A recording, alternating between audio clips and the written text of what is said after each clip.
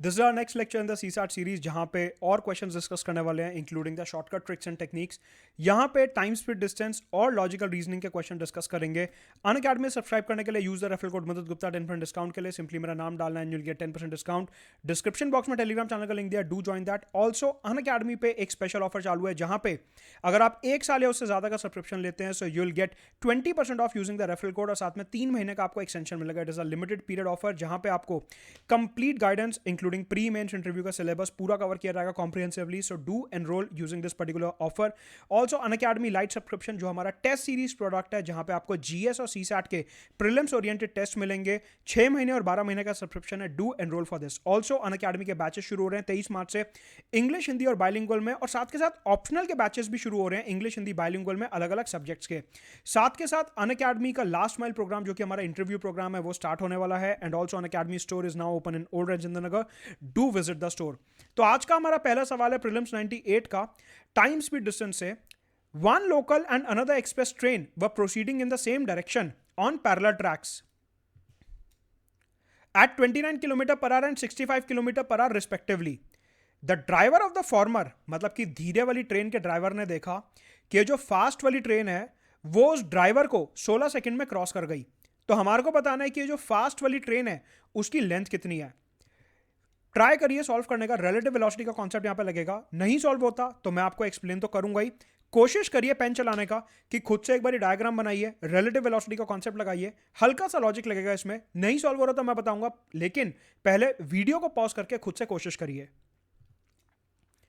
तो यहां पे क्वेश्चन बेसिकली ये है कि एक ट्रेन 65 किलोमीटर पर आवर पे चल रही है और दूसरी ट्रेन 29 किलोमीटर पर आवर पे चल रही है। इस ट्रेन में एक ड्राइवर बैठा है। ड्राइवर ने खिड़की से बाहर देखा और यह नोटिस किया कि जो फास्ट वाली ट्रेन है इसने एग्जैक्टली 16 सेकंड्स लिए ड्राइवर को क्रॉस करने में। यहां पे एक चीज आपको ध्यान से देखनी है। टाइम स्पीड डिस्टेंस में दो तरीके के सवाल बनते हैं। एक कि ये जो पीछे वाली ट्रेन है, फास्ट वाली ट्रेन है, इसने स्लो वाली ट्रेन को कितने टाइम में क्रॉस करा। एक सवाल यह बनता है। यहां पे यह नहीं पूछा हुआ, यहां पे यह नहीं बोला हुआ कि फास्ट वाली ट्रेन स्लो वाली ट्रेन को कितने टाइम में क्रॉस करेगी। यहां पे यह बात करी गई है कि जो स्लो वाली ट्रेन है उसके अंदर एक ड्राइवर बैठा है और वो ड्राइवर खिड़की के बाहर देख रहा है। उस ड्राइवर ने यह देखा कि जो फास्ट वाली ट्रेन आई इसने ड्राइवर को 16 सेकंड में क्रॉस करा। प्लीज नोट, ये जो फास्ट वाली ट्रेन है इसने 16 सेकंड में स्लो वाली ट्रेन को क्रॉस नहीं करा। इसने 16 सेकंड में स्लो ट्रेन में बैठे ड्राइवर को, जो खिड़की से बाहर देख रहा है, उसे क्रॉस करा 16 सेकंड में। दो क्वेश्चंस अलग अलग हैं। ये यहां पे दो क्वेश्चन बनते हैं। एक कि जो फास्ट वाली ट्रेन है वो स्लो वाली ट्रेन को कितने टाइम में क्रॉस कर रही है, पहला क्वेश्चन। दूसरा क्वेश्चन कि जो फास्ट वाली ट्रेन है वो स्लो ट्रेन के ड्राइवर को कितनी देर में क्रॉस कर रही है। हमारे को दूसरे वाला क्वेश्चन पूछा यहां पे। मतलब कि सपोज करिए मैं ये मानता हूं कि जो फास्ट वाली ट्रेन है उसकी लेंथ है x मीटर्स।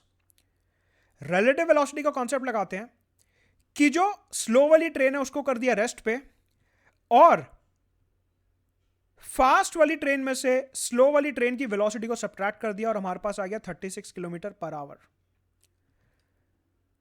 ये आ गई हमारी रिलेटिव वेलोसिटी। इसको एक बारी मीटर पर सेकंड में कन्वर्ट कर लेते हैं, इसको एक बारी मीटर पर सेकंड में कन्वर्ट कर लेते हैं। रीजन बीइंग, इसको एक बारी मीटर पर सेकंड में कन्वर्ट कर लेते हैं। रीजन बीइंग कि हमारे को सब कुछ मीटर पर सेकंड में या सेकंड में दिया हुआ है, इसलिए हमारे को ये मीटर पर सेकंड में कन्वर्ट करना पड़ेगा। हमने कन्वर्ट कर लिया 10 मीटर पर सेकंड। तो अब क्वेश्चन क्या बनता है कि ये पीछे से ट्रेन आ रही है x मीटर की, इसकी स्पीड है 10 मीटर पर सेकंड और ये 16 सेकंड में इस ड्राइवर को क्रॉस कर रही है। हमारे को x की वैल्यू निकालनी है, मतलब कि distance is equal to x। आपको पता है टाइम स्पीड डिस्टेंस में जो लेंथ ऑफ द ट्रेन होती है उसी को ही डिस्टेंस माना आता है। मतलब कि इन टाइप के सवालों में जो लेंथ ऑफ द ट्रेन होती है उसी को ही डिस्टेंस माना आता है।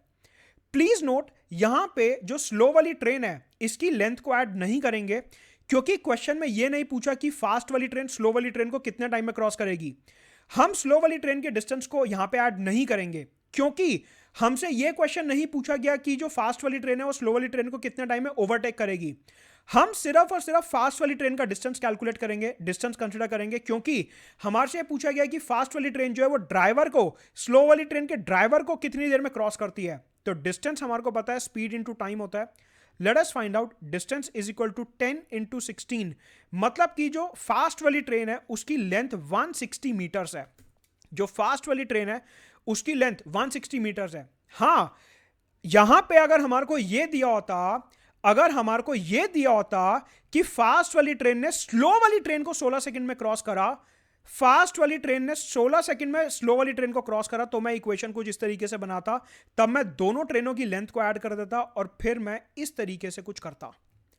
मतलब कि अगर हमारे को यह दिया होता कि फास्ट वाली ट्रेन ने स्लो वाली ट्रेन को कितने टाइम में ओवरटेक करा, फास्ट वाली ट्रेन ने स्लो वाली ट्रेन को कितने टाइम में ओवरटेक करा, तो मैं यहां पे स्लो वाली ट्रेन की लेंथ को ऐड करता। अदरवाइज मैं सिर्फ और सिर्फ फास्ट वाली ट्रेन की लेंथ के हिसाब से ही इस क्वेश्चन को सॉल्व कर दूंगा। I hope this question is clear to you. अगला सवाल है प्रीलिम्स 96 का। इन एन एक्यूरेट क्लॉक, एक घड़ी है, उसमें हमारे को दिया हुआ है कि जो मिनट का हैंड है वो 2 घंटे 20 मिनट में कितने डिग्री घूमता है। 2 घंटे 20 मिनट में कितने डिग्री घूमता है, मतलब कि हमारे को यह दिया हुआ है कि 140 मिनट में जो मिनट का कांटा है वो कितना घूम रहा है। आपको यह तो पता होगा कि 60 मिनट में मिनट का कांटा जो है वो 360 डिग्री से घूमता है। 60 मिनट में मिनट का कांटा जो है 360 डिग्री से घूम रहा है, मतलब कि आप ये मानो कि अभी आपकी घड़ी में 3 बज रहे हैं। अगर आपकी घड़ी में 3 बज रहे हैं और उसके बाद 4 बजने लगे, तो मिनट का कांटा 12 पे ही होगा, और 3 बजे से 4 बजे के बीच में मिनट का कांटा पूरा घूम के आया और उसने 360 डिग्री ट्रैवल करा, मतलब कि 60 मिनट्स में 360 डिग्री ट्रैवल करा। बहुत आसान सवाल है, यहां पे सीधा यूनिटरी मेथड लगा दो। अगर 60 मिनट में 360 डिग्री ट्रैवल करा उसने, तो 1 मिनट में कितना ट्रैवल करा, 360 अपॉन 60। तो फिर 140 मिनट्स में कितना ट्रैवल करेगा वो, 140 मिनट्स में कितना ट्रैवल करेगा, 360 अपॉन 60 इंटू 140, हमारे पास आंसर आ जाएगा 840 डिग्रीज। सिंपल यूनिटरी मेथड का क्वेश्चन था और इसमें कुछ नहीं करना था। Right, answer is C, 840 degrees. अगला सवाल लॉजिकल रीजनिंग कॉम्प्लेक्स अरेंजमेंट का। एक बार इसे सॉल्व करेंगे। हमारे को यहाँ पे 5 स्टेटमेंट्स दी हुई हैं और आपको बताना है कि इसमें से जो जॉर्ज है वो कौन से दिन फ्री होगा। पॉज करिए, क्वेश्चन रीड करिए और फिर इसे सॉल्व करते हैं। देखिए, इस टाइप के क्वेश्चन को सॉल्व करने की एक टेक्निक होती है। जब भी आपको इस टाइप का सवाल दिया हुआ, हमेशा एक टेबल बना लीजिए, आपका क्वेश्चन बहुत आसान हो जाएगा। कैसे? Monday, Tuesday,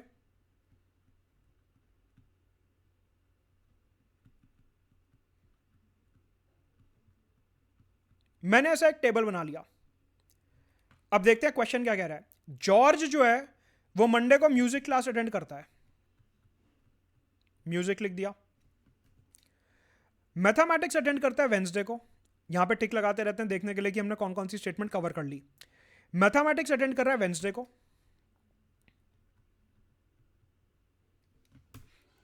literature classes are not on Friday. यहां पे एक छोटा सा कोड बना लेते हैं कि उसकी जो लिटरेचर क्लास है वो फ्राइडे को नहीं होती। ये मैंने यहां पे अपने रेफरेंस के लिए लिख लिया, आगे जाके कहीं यूज हो जाएगा। ऐसे ही सॉल्व करना है इसको एग्जाम में भी, नहीं तो बार बार क्वेश्चन रीड करना पड़ेगा। He attends history class on the day following the mathematics class. वो कह रहा है जिस दिन मैथ्स की क्लास कर रहा है उसके अगले दिन वो हिस्ट्री की क्लास कर रहा है। जिस दिन मैथ्स की क्लास कर रहा है उसके अगले दिन हिस्ट्री की क्लास कर रहा है। फॉलोइंग डे, अगले दिन हिस्ट्री की क्लास कर रहा है, तो थर्सडे को हिस्ट्री की क्लास कर रहा है। On Tuesday he attends sports classes. Tuesday को वो स्पोर्ट्स की क्लासेस अटेंड कर रहा है। अब बचा फ्राइडे, सैटरडे और संडे, ठीक है। If he attend just one subject in a day and his Sunday is free. अच्छा, उन्होंने कहा संडे वो अपना ऑफ रखता है, संडे उसकी छुट्टी होती है।